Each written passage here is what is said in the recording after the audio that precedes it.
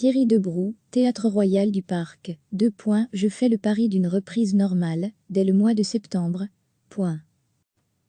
Le dernier Conseil national de sécurité, lors de sa présentation de la phase 3 du déconfinement, a apporté plus d'informations sur le secteur culturel. Depuis ce lundi 8 juin, les activités culturelles sans public peuvent ainsi reprendre, en particulier les répétitions et les cours de théâtre. Le public, lui, pourra de nouveau assister à des représentations à partir du 1er juillet, mais la capacité des salles sera réduite à 200 personnes maximum, et des règles seront établies pour respecter les distances de sécurité. Alors comment s'organise cette reprise et ces répétitions? Pour la semaine Viva, Régine Dubois s'est rendue au Théâtre Royal du Parc pour rencontrer son directeur, Thierry Debroux. Quel constat peut-on faire à la sortie de cette crise pour le Théâtre Royal du Parc? D'abord un constat optimiste. Nous avons eu des réactions de spectateurs absolument fantastiques. Ils nous ont soutenus, ont accepté le report d'un de nos spectacles sans remboursement, nous ont même fait des dons.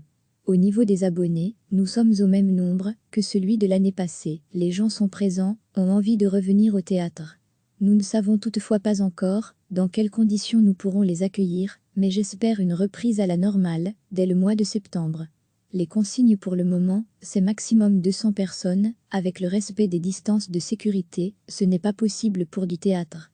Je prends un énorme risque en septembre, parce que j'ouvre la saison avec Guillemet, les Chevaliers de la Table Ronde Guillemet, et ses 20 acteurs sur le plateau. Ce spectacle ne peut tenir la route financièrement que si la salle est pleine. J'ai longtemps hésité, mais c'est un pari financier sur la reprise du théâtre à la normale dès septembre. Si on doit respecter les distances de sécurité, le Théâtre Royal ne pourrait accueillir que 150 personnes sur les 450 places, ce qui n'est pas vivable économiquement. Comme beaucoup d'autres théâtres, nous avons besoin des spectateurs. Nous recevons certes des subventions, mais nous faisons beaucoup de recettes, car nous accueillons beaucoup de spectateurs. Des théâtres survivent avec leurs subventions. Nous avons besoin absolument que la salle soit pleine. Avez-vous été en communication avec d'autres directeurs de théâtre? Oui, nous avons découvert Zoom en vidéoconférence. Cette situation unique se transforme chaque jour, on ne peut pas prendre de véritables décisions, alors que tout sera différent le mois d'après. Individuellement et collectivement, nous avons donc réfléchi à d'autres plans. Par exemple comme plan B, j'avais pensé à un seul comédien sur scène, avec d'autres sur des écrans en direct. Ce projet un peu fou aurait pu être très chouette, mais je préfère que les acteurs soient présents physiquement sur scène. Les gens ont besoin du vivant, ce confinement fera peut-être du bien au théâtre et aux arts vivants. Oui, on voit des magnifiques films à la télé, mais on a aussi plein de bonnes raisons de sortir de chez soi, comme se retrouver dans une salle de théâtre et voir des comédiens bien vivants nous raconter une histoire. Cette crise a été particulièrement difficile pour les comédiens, les artistes ont été particulièrement touchés, tous leurs projets professionnels ont été complètement arrêtés. Ils se retrouvent donc dans une situation précaire d'autant plus qu'ils n'ont pas de statut d'artiste. L'artiste n'est en effet pas encore considéré comme un artiste en Belgique, mais est associé à des travaux saisonniers et à des contrats courts. J'espère que le confinement permettra la mise en place d'un véritable statut comme en France, car les artistes ont aussi des loyers à payer, des enfants, des emprunts. Quand on perd 2, 3, 4 contrats, c'est terrible. Heureusement, des initiatives ont été prises et une solidarité s'est organisée. C'est d'ailleurs pour soutenir ces artistes que j'ai décidé de monter quoi qu'il arrive les Guillemets Chevaliers de la Table Ronde. Guillemets ainsi, ils auront 3 mois de contrat plein. Avez-vous eu ce sentiment que la culture a été oubliée par le monde politique? Complètement. La culture est une urgence. Contrairement à ce qu'on peut penser, la culture génère aussi énormément d'emplois et d'argent. Nous attendions régulièrement que le secteur culturel soit abordé lors du Conseil national de sécurité. Or, on n'en parlait jamais. Évidemment, la culture constitue ma vie. Chacun prêche pour sa chapelle, mais j'ai l'impression que les politiques ne nous connaissent pas. La première ministre s'est récemment exprimée maladroitement sur le besoin narcissique des artistes de se produire en public. Être artiste, c'est un travail, une formation très poussée. Les artistes racontent des histoires, mais ils remettent parfois en question profondément la société et le pouvoir, ce qui fait peut-être peur aux politiques.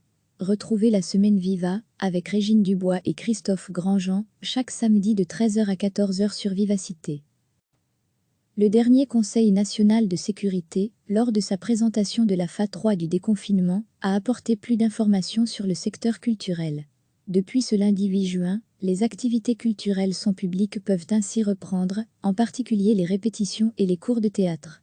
Le public, lui, pourra de nouveau assister à des représentations à partir du 1er juillet, mais la capacité des salles sera réduite à 200 personnes maximum, et des règles seront établies pour respecter les distances de sécurité. Alors comment s'organise cette reprise et ces répétitions ? Pour la semaine Viva, Régine Dubois s'est rendue au Théâtre Royal du Parc pour rencontrer son directeur, Thierry Debroux. Quel constat peut-on faire à la sortie de cette crise pour le Théâtre Royal du Parc ? D'abord un constat optimiste. Nous avons eu des réactions de spectateurs absolument fantastiques. Ils nous ont soutenus, ont accepté le report d'un de nos spectacles sans remboursement, nous ont même fait des dons. Au niveau des abonnés, nous sommes au même nombre que celui de l'année passée. Les gens sont présents, ont envie de revenir au théâtre. Nous ne savons toutefois pas encore dans quelles conditions nous pourrons les accueillir, mais j'espère une reprise à la normale dès le mois de septembre. Les consignes pour le moment, c'est maximum 200 personnes, avec le respect des distances de sécurité, ce n'est pas possible pour du théâtre. Je prends un énorme risque en septembre, parce que j'ouvre la saison avec Guillemet, les Chevaliers de la Table Ronde Guillemet, et ses 20 acteurs sur le plateau. Ce spectacle ne peut tenir la route financièrement que si la salle est pleine. J'ai longtemps hésité, mais c'est un pari financier sur la reprise du théâtre à la normale dès septembre. Si on doit respecter les distances de sécurité, le Théâtre Royal ne pourrait accueillir que 150 personnes sur les 450 places, ce qui n'est pas vivable économiquement. Comme beaucoup d'autres théâtres, nous avons besoin des spectateurs. Nous recevons certes des subventions, mais nous faisons beaucoup de recettes, car nous accueillons beaucoup de spectateurs. Des théâtres survivent avec leurs subventions. Nous avons besoin absolument que la salle soit pleine. Avez-vous été en communication avec d'autres directeurs de théâtre ? Oui, nous avons découvert Zoom en vidéoconférence. Cette situation unique se transforme chaque jour, on ne peut pas prendre de véritables décisions, alors que tout sera différent le mois d'après. Individuellement et collectivement, nous avons donc réfléchi à d'autres plans. Par exemple comme plan B, j'avais pensé à un seul comédien sur scène, avec d'autres sur des écrans en direct. Ce projet un peu fou aurait pu être très chouette, mais je préfère que les acteurs soient présents physiquement sur scène. Les gens ont besoin du vivant, ce confinement fera peut-être du bien au théâtre et aux arts vivants. Oui, on voit des magnifiques films à la télé, mais on a aussi plein de bonnes raisons de sortir de chez soi, comme se retrouver dans une salle de théâtre et voir des comédiens bien vivants nous raconter une histoire. Cette crise a été particulièrement difficile pour les comédiens, les artistes ont été particulièrement touchés, tous leurs projets professionnels ont été complètement arrêtés. Ils se retrouvent donc dans une situation précaire d'autant plus qu'ils n'ont pas de statut d'artiste. L'artiste n'est en effet pas encore considéré comme un artiste en Belgique, mais est associé à des travaux saisonniers et à des contrats courts. J'espère que le confinement permettra la mise en place d'un véritable statut comme en France, car les artistes ont aussi des loyers à payer, des enfants, des emprunts. Quand on perd 2, 3, 4 contrats, c'est terrible. Heureusement, des initiatives ont été prises et une solidarité s'est organisée. C'est d'ailleurs pour soutenir ces artistes que j'ai décidé de monter quoi qu'il arrive les Guillemets Chevaliers de la Table Ronde. Guillemets ainsi, ils auront 3 mois de contrat plein. Avez-vous eu ce sentiment que la culture a été oubliée par le monde politique ? Complètement. La culture est une urgence. Contrairement à ce qu'on peut penser, la culture génère aussi énormément d'emplois et d'argent. Nous attendions régulièrement que le secteur culturel soit abordé lors du Conseil national de sécurité. Or, on n'en parlait jamais. Évidemment, la culture constitue ma vie. Chacun prêche pour sa chapelle, mais j'ai l'impression que les politiques ne nous connaissent pas. La première ministre s'est récemment exprimée maladroitement sur le besoin narcissique des artistes de se produire en public. Être artiste, c'est un travail, une formation très poussée. Les artistes racontent des histoires, mais ils remettent parfois en question profondément la société et le pouvoir, ce qui fait peut-être peur aux politiques. Retrouvez la semaine Viva, avec Régine Dubois et Christophe Grandjean, chaque samedi de 13h à 14h sur Vivacité.